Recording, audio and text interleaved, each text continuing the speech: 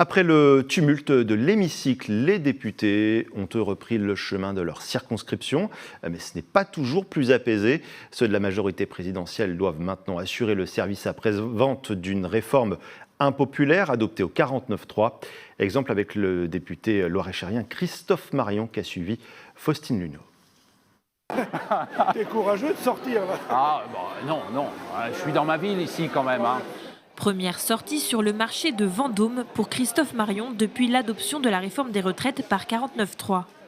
Lundi, ce député de la majorité présidentielle n'a pas voté la motion de censure et ça ne plaît pas à tout le monde. Bonjour, on n'est pas très copains en ce moment. Je sais, j'imagine bien.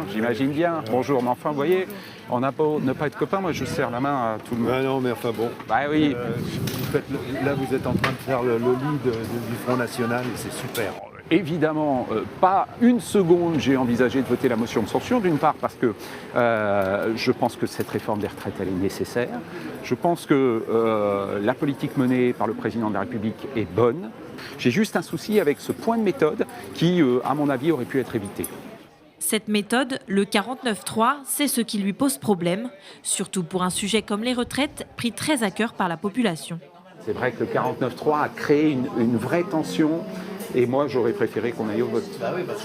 Voilà. C'est pas une question de démocratie ou non démocratie. Le 49.3, il est prévu dans notre Constitution. Maintenant, il y a des sujets de tension extrêmes dans notre pays. Et là, il me semble que nous devons faire preuve d'un peu plus de mesure dans l'utilisation des outils constitutionnels. Et donc, nous devons absolument renouer le lien avec nos concitoyens. Pour Christophe Marion, il s'agit du premier sujet si épineux depuis son arrivée à l'Assemblée nationale en 2022. Sa circonscription aussi n'a pas été épargnée par les manifestations. Ce jeudi, entre 2500 et 3000 personnes ont défilé dans les rues de Vendôme.